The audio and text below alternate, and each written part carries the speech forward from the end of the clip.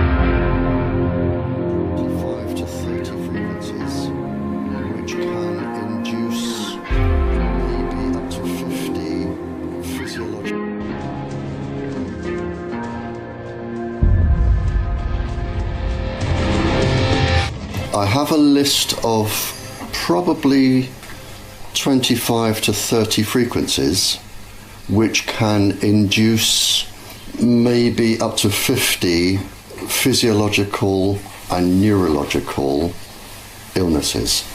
The problem we have today is that under the direction of the United States government, most of the Western countries, they were all advised not to tell people the truth. And so what we have now is really a runaway train.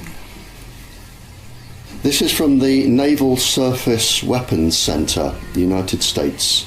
We can change behavior of cells, tissues, whole organisms, in other words, any part of the body. We can have a 6 times higher fetal mortality rate, cause birth defects, and induce malignant tumours in human cells. Today, even now, Tetra is an experiment. It was between the American and the English governments that forced Tetra out. The aim is to sell Tetra to as many European countries as possible. But that is an experiment. Every police officer, every fire brigade, every ambulance worker, they are all part of the experiment, but they were never told. It has a pulse frequency which is known to cause calcium efflux. In other words, the pulse frequency will affect the way your brain works and it will affect every organ in the body and can cause tumours. The police will become more bad-tempered, more aggressive and more violent. There will be more cancers involving the police, and the sickness rate will increase. It's phenomenal what this industry now has the power to do. You can listen to every single person's conversation all of the time. Even if your phone is off, they know exactly where you are, exactly what you say, whom you're meeting with, everything. You have biological and microwave warfare. They can make you ill, they can target you. Not only can they make sounds in your ears, they can actually put spoken word into your ears and you can hear proper voices. And now the voice, depending on what they know about you, I mean, and if they've listened to your telephone calls for years, they will know who you trust and what you believe in. And then what they can do is they can then have the voice start telling you what to do. Even commit a crime, kill somebody. Think of a trampoline. If you jump on a trampoline and you bounce up and down and you get a nice steady bounce, that will be your natural resonant frequency for a bounce. If a 56-stone man jumps on and starts bouncing, you have no choice but to bounce at his pace because he will take over.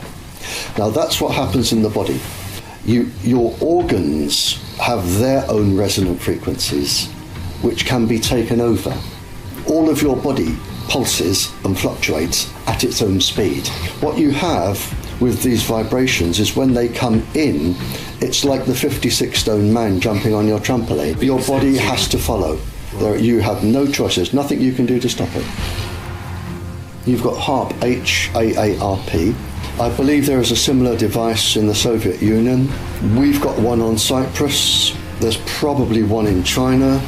And with HAARP, you can just beam microwaves anywhere in the world. And you can target specific houses. You can target entire countries. So we're getting to a phase now where we can literally destroy the planet. A scientist asked to see me, and he said, I've had a really bad problem, Barry. He said, I've just done an experiment for the government. He said, I was asked to test the heart and the brain against the tetrawave frequency. And he said to me, how long would it take you to do that experiment? And I said, well, 10 years. He said, do you know how long they gave me? He said, within the hour, I completed both and had time for a cup of coffee. Clearly, it came out negative and safe. And all the people were told was that the country's top scientist had tested it and found it safe. And he said, now I know this is going to cause cancer. What can I do? If I breathe a word of this, I'm going to lose my job and I'm never going to get another one. Now, that's one example. Another is George Carlo. He did a 10-year experiment for the industry. He found that microwaves caused cancer. They said, we're not going to publish. And he said, well, you must, because people need to know this. And they said, no, we've decided not to publish. And he went ahead and published anyway. Lost his job, lost his research, had his house burnt down. It just gives an example of what the industry is capable of doing. The whole communication system could be made safe. There are ways to stop the microwaves causing resonant frequency damage inside the body. But it costs money and they would have no profit. So they won't do it.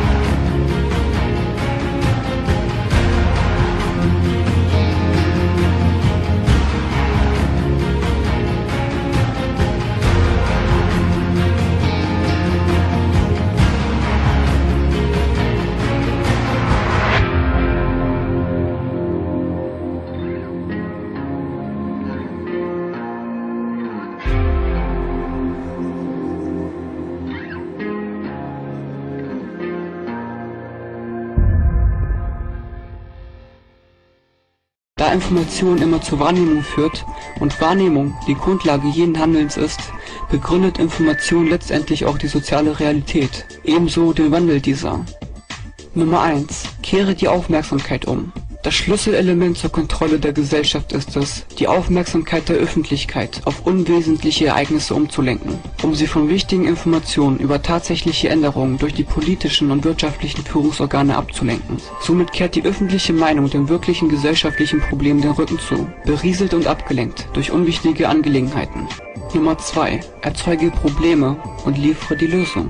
Diese Methode wird Problem-Reaktion-Lösung genannt. Es wird ein Problem bzw. eine Situation geschaffen, um eine Reaktion bei den Empfängern auszulösen, die danach eine präventive Vorgehensweise erwarten. Verbreite Gewalt oder zettle blutige Angriffe an, damit die Gesellschaft eine Verschärfung der Rechtsnormen und Gesetze auf Kosten der eigenen Freiheit akzeptiert. Oder kreiere eine Wirtschaftskrise, um eine radikale Beschneidung der Grundrechte und die Demontierung der Sozialdienstleistung zu rechtfertigen. Nummer 3. Stufe Änderung ab. Verschiebe die Grenzen von Änderungen stufenweise, Schritt für Schritt, Jahr für Jahr. Nummer 4. Aufschub von Änderungen. Die folgende Möglichkeit auf Akzeptanz einer von der Gesellschaft ungewollten Änderung ist es, sie als schmerzhaftes Muss vorzustellen, damit die Gesellschaft es erlaubt, sie in Zukunft einzuführen. Es ist einfacher, zukünftige Opfer zu akzeptieren, als sich von ihnen sofort auszusetzen. Nummer 5. Sprich zur Masse wie zu kleinen Kindern. Die Mehrheit der Inhalte, die an die Öffentlichkeit gerichtet werden, werden durch Art und Weise der Verkündung missbraucht. Sie sind manipuliert durch Argumente oder sogar durch einen gönnerhaften Ton, den man normalerweise in einer Unterhaltung mit Kindern oder geistig behinderten Menschen verwendet. Nummer 6. Konzentriere dich auf Emotionen und nicht auf Reflexion.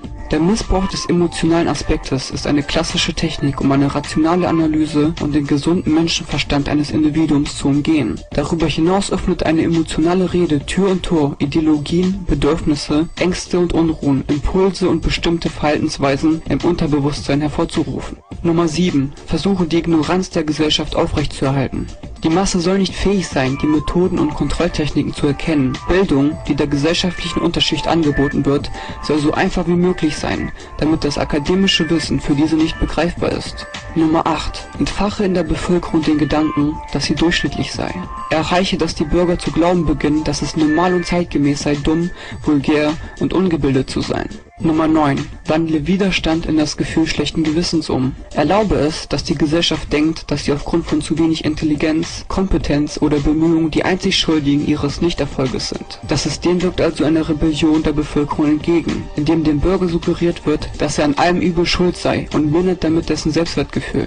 Dies führt zu Depression und Blockade weiteren Handelns. Ohne Handeln gibt es nämlich keine Revolution. Nummer 10. Lerne Menschen besser kennen, als sie es selbst tun. In den letzten 50 Jahren entstand durch den wissenschaftlichen Fortschritt eine Schlucht zwischen dem Wissen, welches der breiten Masse zur Verfügung steht, und jenem, das für die schmale Elite reserviert ist. Gegenwärtig kennt das System den Menschen, den einzelnen Bürger, besser als dieser sich selbst und verfügt somit über eine größere Kontrolle des Einzelnen.